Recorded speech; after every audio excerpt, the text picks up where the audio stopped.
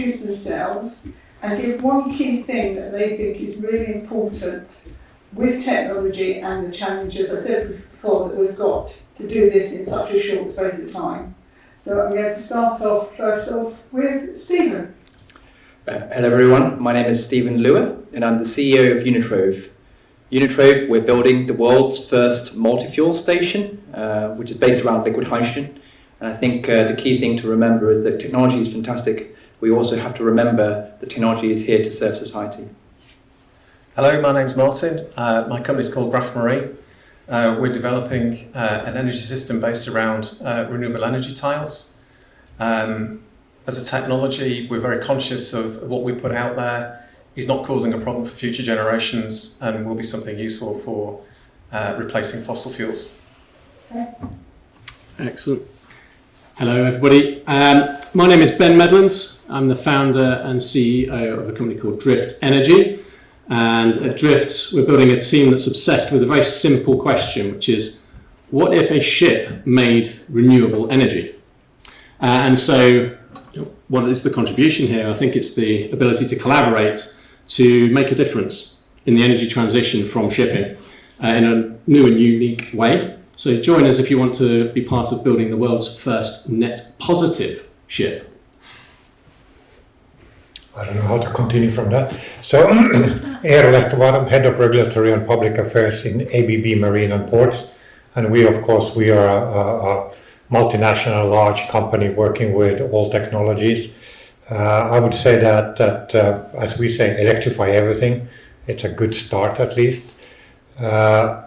I think that when it comes to what I do in general and some of the key challenges is that by nature, in international trade, international shipping, everything needs to be approved by the regulatory framework. And we are in the phase where technology development is going faster than the regulatory development. And there's a gap that we need to figure out if we are going to face all the challenges that we have at the moment. Okay. What I'm going to do is we're going to run this like a fireside chat, so we're going to use it more as a discussion and sort of bombardment of questions down the line.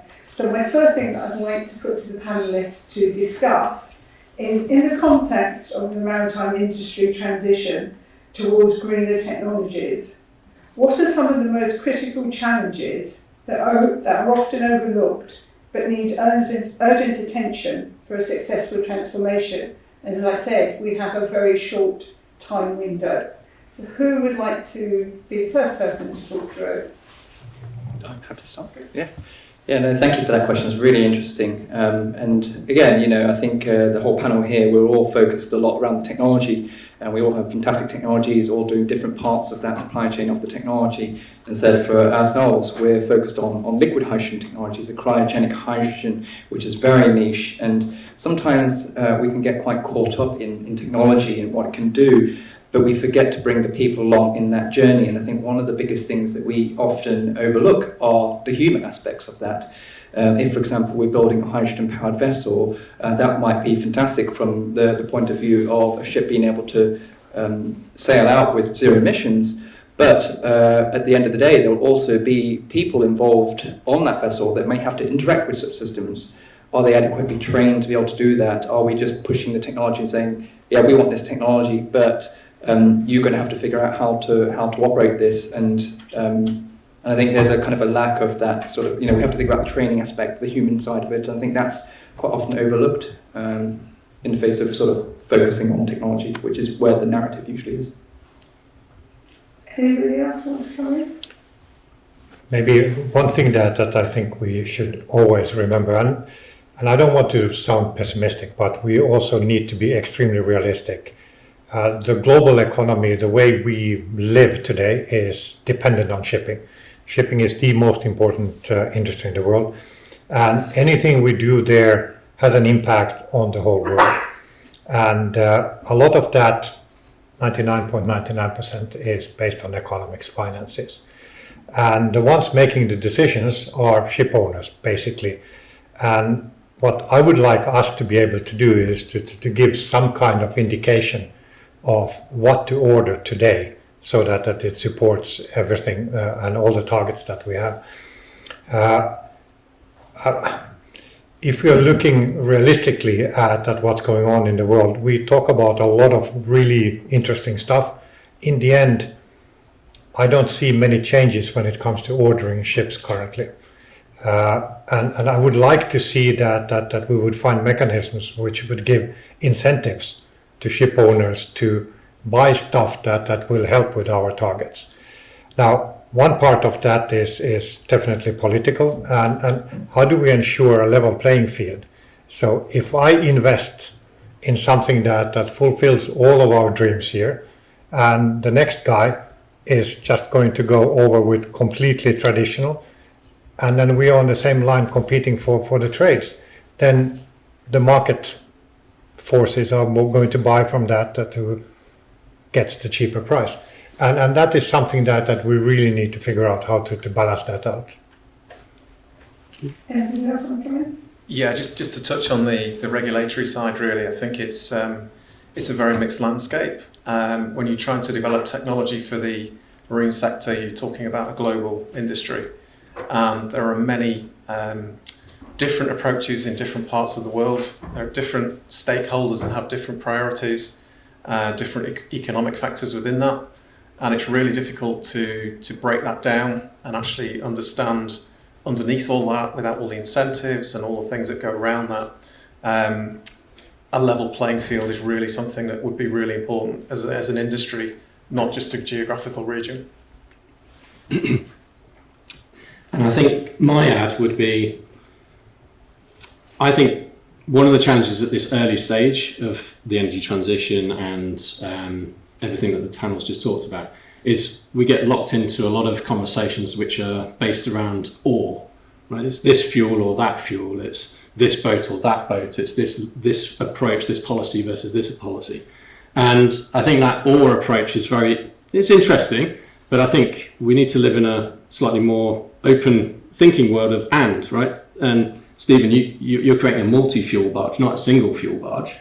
And I think you'd probably agree that to accelerate the energy transition in shipping, it's probably all the fuels everywhere all at once would be a better answer than just trying to spend a decade working out which one is the silver bullet.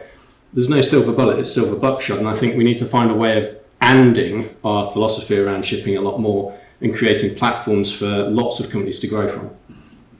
I mean, that's really interesting. It leads me on to my next point. Are we talking about the wrong thing when we talk about net zero? Should it not be net positive? And how we can actually contribute to society alongside this change? And is it we need to rethink both the or and net positive rather than net zero? Who would like to come in on that? I can happily start with that one because we're on that side of the graph. As I said, we're looking to explore the territory of what does a net positive ship look like, a ship that produces energy. For those in the audience, it's probably easy to think about what we do at Drift as like a fishing boat for energy. It leaves the port empty, goes out, sails around the globe, brings energy back to ports flexibly. So we think it's worth exploring that side of the market, which is how could we create a net positive ship? I think there's a lot of a lot of runway in thinking like that, because then you can get to not just bringing the energy back, but you could be using it to refuel ships along routes. You could be using it for all sorts of other use cases, such as compute workloads, or which is going to place a big drain on the energy grid, which we're also competing with in shipping because we're trying to use that energy for green fuels. So there's a lot of competing things, but I think if you can get to net positive shipping, we're in a good space. Just to add to that, really, Graph Marine, what we're trying to do is become one of the world's first fully renewable energy products. Our targets are to be fully renewable by 2030. That means that we not only create energy from the elements, but also we have a responsibility with the things that we manufacture as well. And that's a really important message for us. I think the idea of net zero is a very complex one. I think it's often quite loaded in terms of sort of some people see that net zero is a way of being very creative in terms of how we kind of do things. Personally, I don't kind of like this idea that if we pollute, that we can also, extract at the same time, and we could be a net difference. That's kind of okay. And I prefer the idea of sort of true zero rather than a net zero kind of capacity, because then that sort of removes this kind of complexity around what it means to be net zero rather than just absolute zero, I guess is the kind of term. So that's kind of one aspect. I think the other complicated aspect as well is that I think a lot of people focus, when they talk about net zero, on sort of the fear aspects. We're always worried about sort of the bottom line. It's been brought up, are we doing the right thing? If we try to do the right thing, we might get penalised if we're not doing the right thing. And it's kind of sort of increased this kind of notion where we all just want to do the simplest thing that we can do. And so if we're operating from a fear-based point of view, I don't think we're going to be doing the best thing that we could be doing. Whereas this idea of this net positivity is that we should see it as an opportunity. And with that opportunity, we can then see the things that we can achieve, and not sort of resort to sort of worry and fear. And I think society will feel a lot better for that as well. And if you're asking what tangible things could be done now, I think that first of all, I like the terminology of silver buckshot. I haven't heard that before, which describes the situation quite clearly. But I think that very often we talk about individual technology solutions and we talk about alternative fuels. Very often we tend to start talking about small things like what kind of fuel can one specific ship use. But I would also say that this is, or to remind ourselves that this is a global discussion where one of the big things is going to be the distribution network, the infrastructure to refuel everything. We have around more than 108,000 international ships in the international register, which is a massive amount of vessels. And they are, a lot of them trading on tramp. So they don't necessarily know which ports they're going to be visiting next year. So whatever fuel they are using, whatever solutions they are using, they need to be able to refuel or refill wherever they are going. And a lot of these very exotic solutions that we talk about might be very good on a small scale and on a very fixed route, but on a global scale, completely impossible to incorporate in the international infrastructure. So there's always just trying to remind ourselves that this is a massive entertainment that we're talking about. This is an engagement that goes into so many different levels that we need to, from time to time, try to be very, very realistic. What is possible? And I mean, we have 26 years left until we should see the results, which in large ship terms means that we need to order those ships today. And there's really very few options that we can give to ship owners. And that's kind of an equation that worries me a bit. I think that's interesting. It also leads me to another thought, is there's loads of technology happening. I've just come back from SMM and there was halls and halls of it in Hamburg.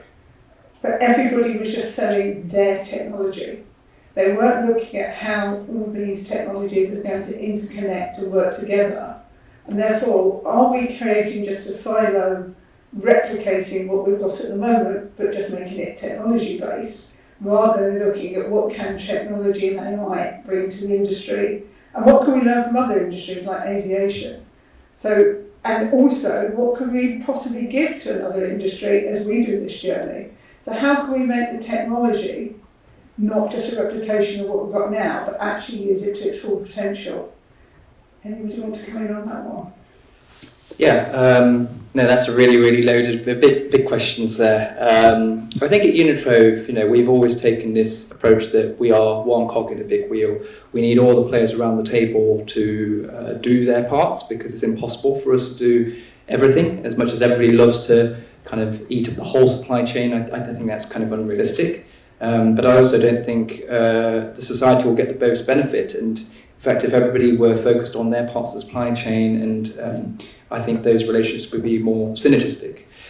In terms of the cross-sector aspect, I mean, this is where we are looking at sort of how do we create the opportunities. And certainly, you know, maritime is one niche that we're focused on, but you mentioned sort of aviation. In fact, we're also looking to see how we can use our same technology in aviation or other sectors like the rail sector or the road transport sector. And in doing so, we're able to sort of leverage the same core technology, but then open that market wider, which then allows opportunities for this technology to come back and serve society in a way that maybe if you just focused on the one niche at that point in time, you wouldn't be able to get those kind of economies of scale. So, and also, you know, by doing that, we're also able to sort of widen our network as well and those collaboration partners, where we can certainly learn one thing from one sector and transfer that from another. A good example of that is that a lot of the hydrogen technologies focused today around the maritime sector have been derived from the automotive sector.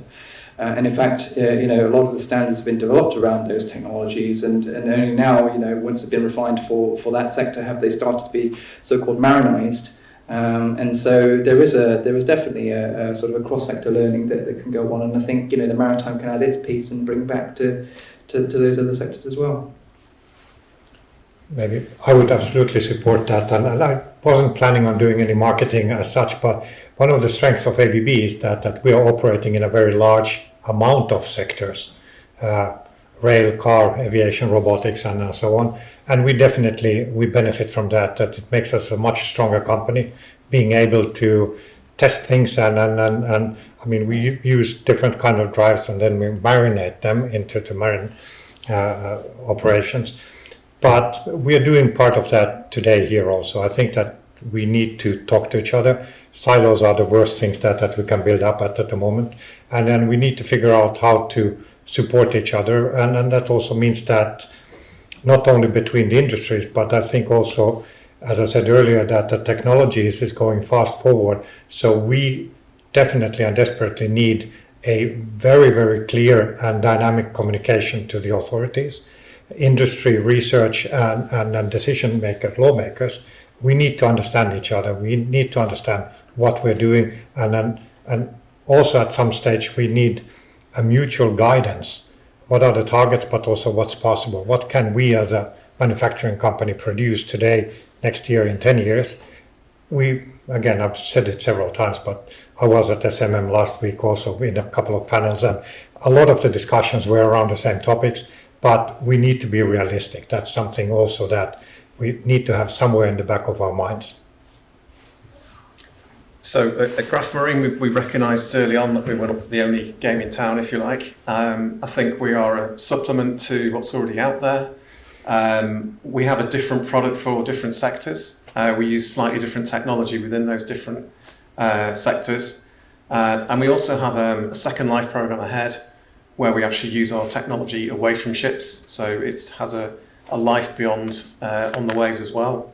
It was designed for the maritime industry, so it's got a very strong and durable outlook. So we anticipate that at the end of life of a ship, we would then move that on shore to areas where coastal communities could use that power as well. So we've always been aware of that. We've also been aware that we were approached by a number of different sectors as well. We've done works in port. We've also been approached by a large company in the Middle East to look at buildings as well. So we're trying to focus on where the problem is at the moment, but we recognise that there is a wider application of that technology, an off-grid application which is available for many of the new technologies here today that could be applied. I'll go back to my and point, I think. So one of the things I think that can help accelerate is that theory of and. Like, I'm thinking about, from a drift perspective, what have we got? We're going to have hundreds, if not thousands, of ships in the ocean sailing around in places that are not normally frequented by most commercial traffic, generating energy. What could that be? Well, if we get to that vision, what's happened? Well, we probably need some AI along the way for how the ships will navigate through the oceans, autonomous technologies, sails, because we've got sails on the boat, electrolysis plants, turbines, ship systems, heavy machinery, all of these things. We're going to design all of those exclusively ourselves? Maybe not. No. We're going to choose the best partners to work with. So we're thinking very much about drift as what can drift be in terms of a growth platform for the whole industry. Because if we get it right, we can help a lot of companies scale, and a lot of solutions and endpoints also scale with us. So I can kind of say, if you're interested in being on that part of the programme, let me know, because that is very much a thing, and we'd love to welcome more collaboration. With the maritime industry at a pivotal point of its evolution, what role do you foresee that actually shaping what's going to come next? Because, as you pointed out right at the beginning, we are the engine of global trade. And if we don't get this right, global trade is at serious risk and that will have a catastrophic effect across as much as what's happening to the planet. So at this pivotal point, how can maritime industry that is technically been one that's been in the closet, doesn't want it to have a public face, and now it has people like yourselves coming in, very different thinking to the old mindset. How can the technology people help the industry to make that change over to actually A, into collaboration, but B, also to explain what it needs as an industry? We spoke this morning, everybody's going to be competing for power at the grid. Maritime, I will guarantee you, is not on anybody's list as a preferred sector to get power. So as new people coming in, what can you do to help us to get this message across? And also, what technologies can you help us to jump over these hurdles? So, as somebody coming in from outside the industry, one of the things that really struck me is how little is actually digitised. So I think that as we digitise, as things become more digital based and people get a further understanding of what is actually required in terms of energy, how to use that energy, things will become clearer. The supply chain is already moving that way anyway with container tracking, all that kind of stuff. So it is starting to influence the shipping industry. And I think the evidence that you provide through that digitisation is irrefutable to the owners, that they can't deny that you can't adopt this because it's not doing anything. If you can demonstrate that, you can show where they can save money as an economic case, you can show how the technology works, and you can show the pathway forward as to how that's going to be adopted. That seems to be the only way that you'll shake people out of their current thinking in that sense, because people are very set in their ways. People will not change until they have to. So it's really important. You have to have a very strong evidence-based solution before you approach them and actually say, look, this is what you need to be doing. Do you want to come in then? Because you're really shaking up the industry. Yeah, like I said, we're the ship on the other side of that graph when it comes to net zero, or getting back to net zero, and then the other side of it. I think I'd add on to that point, which is I think there's quite a lot about getting on with it. I think there's quite a lot of, again, back to this or, it's like we need to choose something before we move forwards, and I think a broader range of support across the industry and I don't think it's just startups, by the way. I think when I look and I speak to the large shipping companies or the operators, they know that these are all big problems. Everyone in this audience knows it's a big problem.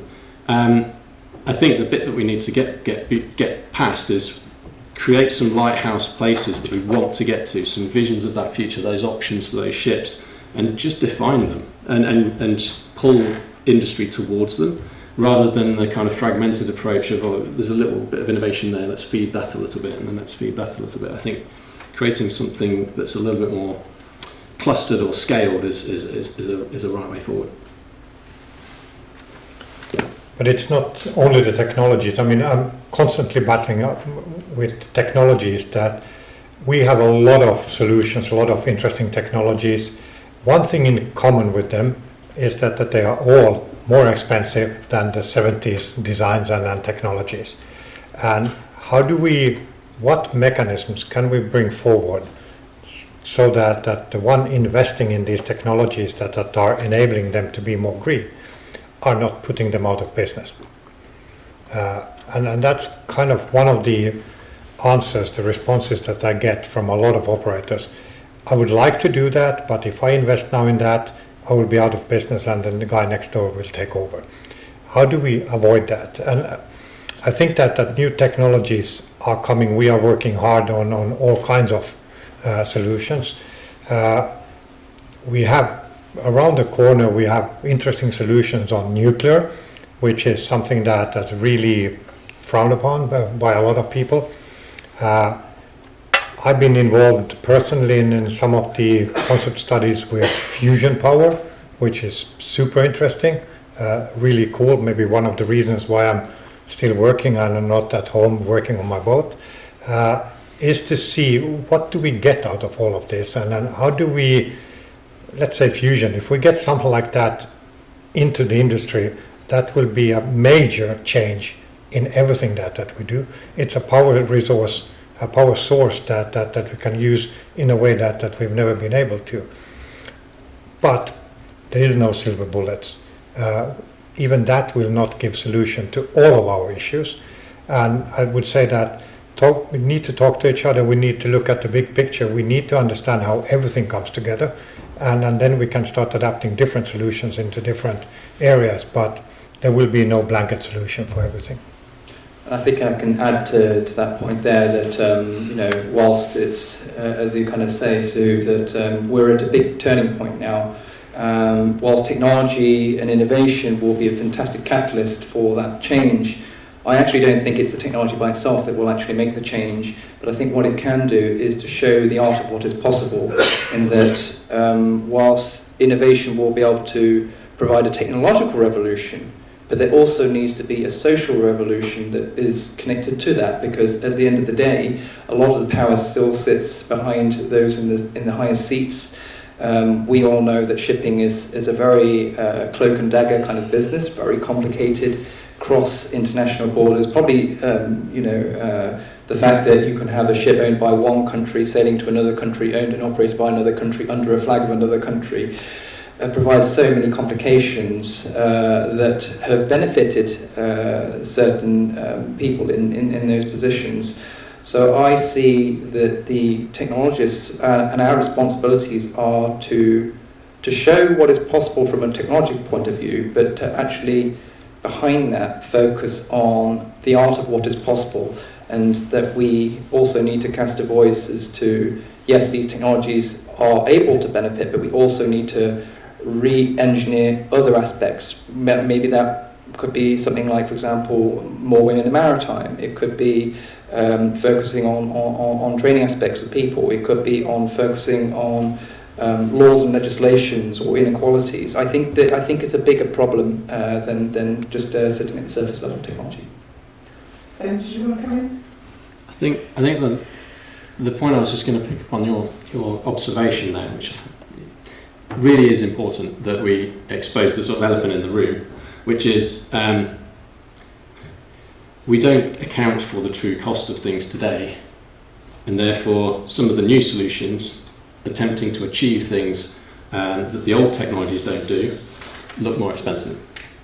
And I think that's the challenge. I don't think I've got a solution for that. I think it's a very difficult problem to unpick. And there is a point though where that cost and economics does cross over. Things get more expensive on one side and they get cheaper on the other side, and they cross over. You're starting to see a lot of that in the renewable energy sector when you talk about the grid, and I think we're starting to see that in the maritime sector as well in certain use cases. So I think there is something about that economics, and again that's back to where do we go with carbon policies, where do we go with well-to-wake emissions, all of those sorts of things. That does play a huge factor, and then it does ripple through the entire global economy. And so I think it's a very tricky problem, but we need to recognise that that's the missing part of the equation. Now, as you know, we're also here looking at a charter that Peter wants to bring out for SOCSEA at the end of the conference. Just want to address a couple of questions that he's asked us, both as a panel, but also everybody in the audience. I'm asking you to think about and come up with some answers for Peter on this. And I'm going to blend two questions together because we said actually they are very similar.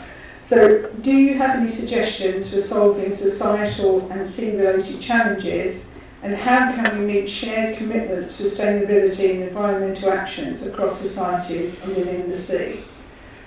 because take either one of those or blend the two together however you want. But is this helping Peter to formulate this charter that he wants as a legacy after this conference?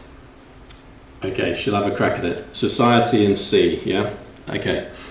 So, certainly, I'll speak from a drift perspective, which is our contribution to society is that I think everyone in this room would agree that the world needs more energy, needs it to be greener, and needs it faster than we're currently getting it.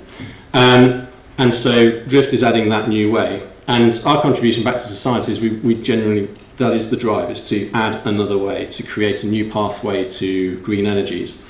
And in terms of what its societal impact is, when I was at the UN SIDS conference for small island developing states in Antigua and Barbuda this summer, I heard firsthand how societies at what I lovingly refer to as the fringes of the energy transition, those at the bottom of the energy food chain that have to burn marine grade fuel oil for their energy, that they're really struggling with that energy transition, struggling with that opportunity. So my offer to them was, well, hey, Drift, we can provide energy into your islands. You bring it in on a ship already, just change the ship. And why stop at just enough for yourself? Why can't small island nations become net green energy exporters? That is totally possible within the context of what we saw at the UN SIDS conference. So in society, that's what we're adding a new way to a green energy pathway. But we want to do that in the right way for the sea. So our pledge is to be ocean kind, and the mantra at our company is to leave nothing behind but oxygen as we go around the world making energy. And we also, again, back to partnerships, one of the things we're looking at is working with the scientific community, because our vessels go where others don't. What data can we gather? What information can we understand about the ocean, the plastics, the DNA, the weather, the just general environment of our ocean, which we still know very little about. So if we can contribute to the society, but also to the sea in an ocean kind way, I think we can, I think we can achieve things. Yeah, I think I'd pick up on that as well. I think in a similar way, we've looked at second lifing our products. The danger is that the technologies that we bring in are very exclusive. They're very driven by industry, driven by economics, and very advanced. And with that, you do leave behind an element of society potentially which will not benefit from that and will probably lose out, because the cost of fuel will actually increase to offset the new technologies coming through, which means that for the poorer communities that are running around on ships that are 50 years old, they're not going to have that opportunity to change. So you need to bring those people with you. You need to show whatever you put out there as a technology, it's transformable, not just for the people who've got the money, but also for people who don't have the money and will need to benefit as well as a society, whether that's coastal energy or whether it's marine energy. These things all have to be inclusive, or you create a system that is imbalanced. And again, we're back to the haves and have-nots, which is really dangerous for society generally, especially at a time of climate crisis as well. I see that we're running out of time, but as a large company where we have presence in more than 100 countries, I think that we are clearly, as a company, committed to be part of this. And one important thing is to be part of the discussion, the communication with the society, and to be part of the development of all of this. What the end solution is, I wish I would have a solution, but that sometimes, having worked with this for 15, 20 years, sometimes I feel that there's so much that should be done and so little that we're achieving. I think at Unitrade it's all about remembering what the bigger picture is. I mean, our mission has always been to create a virtuous world for the next 1,000 generations. For us, it's about that long-term thinking and connecting the dots between technology and society. And one of the best ways that we're able to achieve that is by focusing on the UN Sustainable Development Goals as a framework.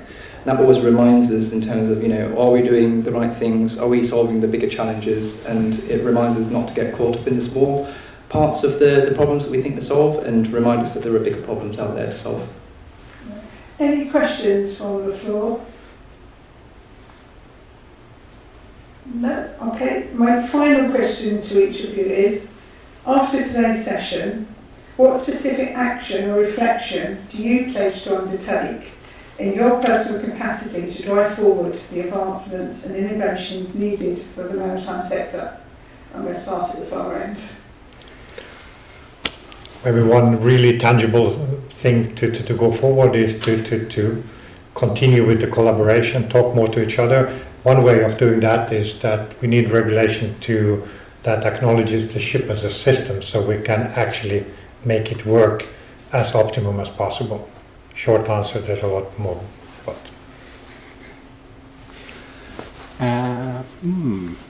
Okay. What do I pledge to do? I, as I've said before, I pledge that any member of the SOCSEA team or community that is interested in making societal change and interested in doing it in a way that benefits sea and the associated industries and economies and communities, then please come and talk to us if you see something in what we're trying to do, which is to create that world's first net positive ship. If you see yourself wanting to contribute to that, please come and talk to us, and I pledge here that I will work with you to include as many as we can. I think the takeaway from this really, I think, comes from everybody, which is you can't do this in isolation. I think you need to form groups, you need to collaborate, and you need to find ways to actually bring more integration of all these solutions, so it's actually easier to adopt all these technologies.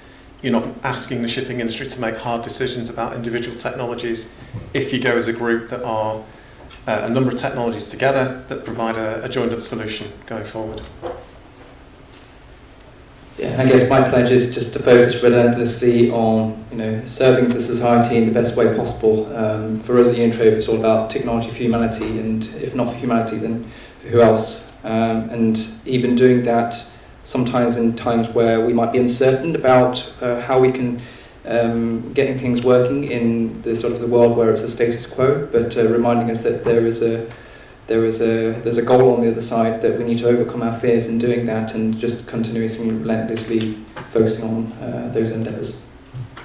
Thank you. I hope you will enjoy me, and thank you our panel for some excellent discussion there. Thank you all very much.